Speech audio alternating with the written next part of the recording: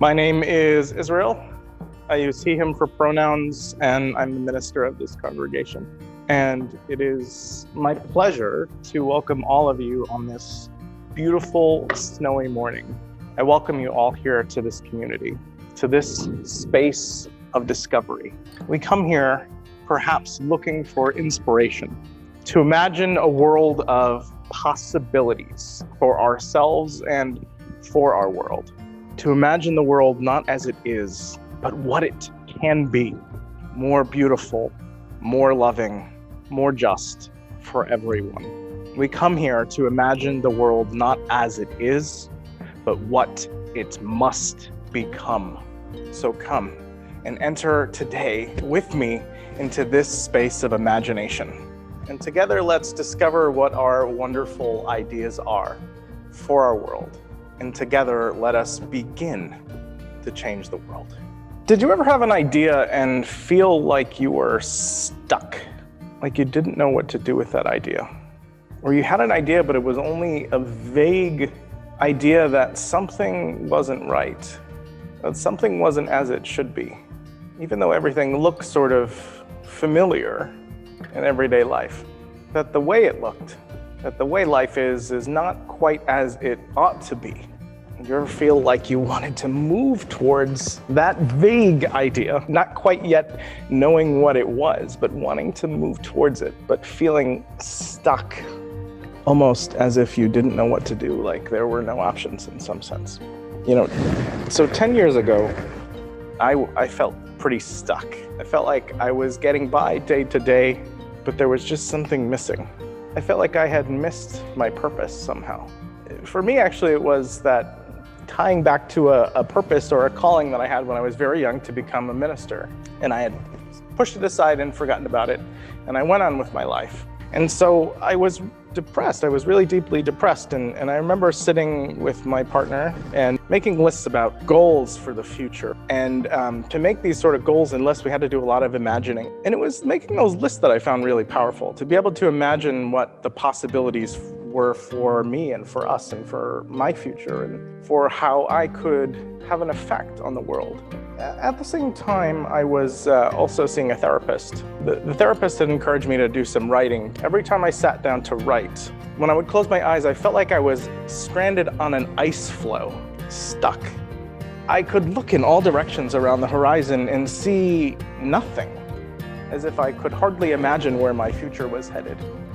I think you see that? I almost froze there just thinking about it. I took that image to my therapist and I talked about it. And the therapist did give me some language that really helped me to make sense of that feeling. I realized that I was in what's called a liminal space. I learned later that liminal comes from the Latin word limen, which means threshold. So as in like the space in between a doorway where you go from one place to the next. A liminal space is a transitional space where you're meant to go from one place to the other, where you're moving forward. But when you're in a liminal space, it's as if you are stuck in that doorway.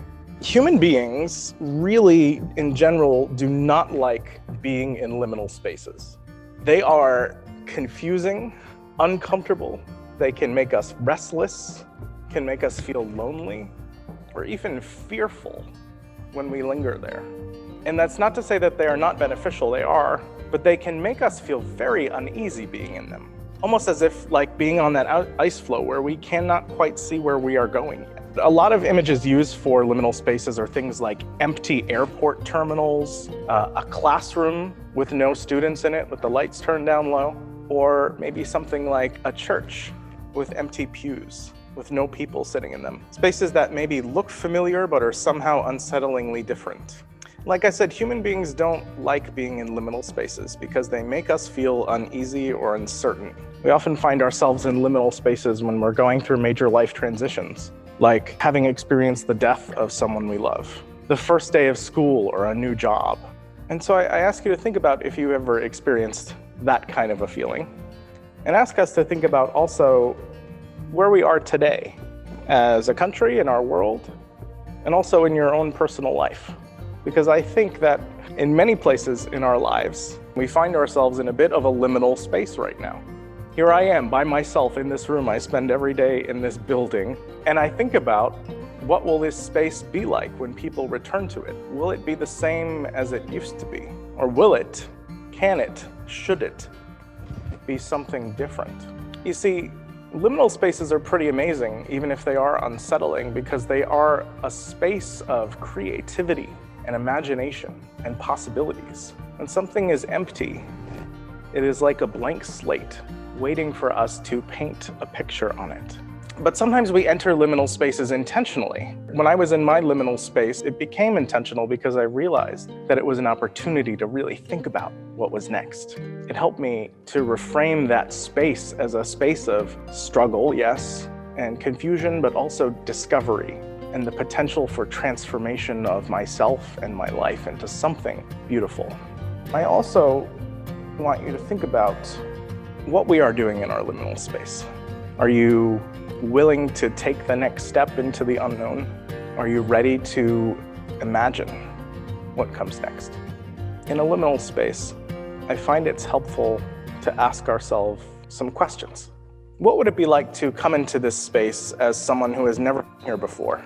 How would the ways that things have always been done seem to you if everything was new?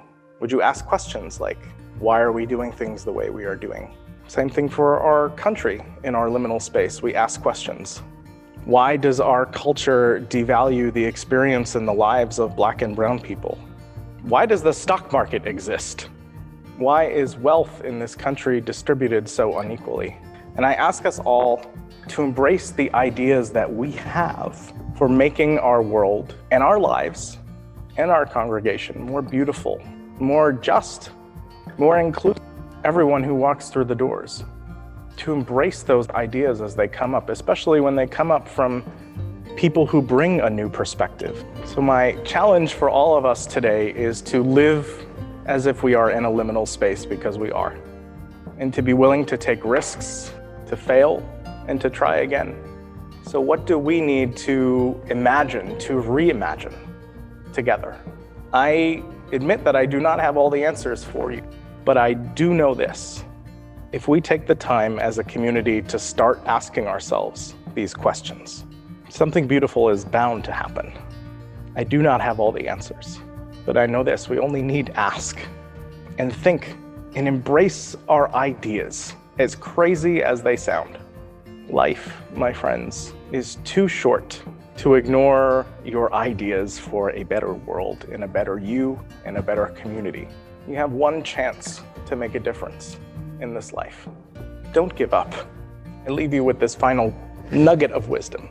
The Talmud asks this question: if not now, when? And if not you, if not us, then who? Go out and ask those questions.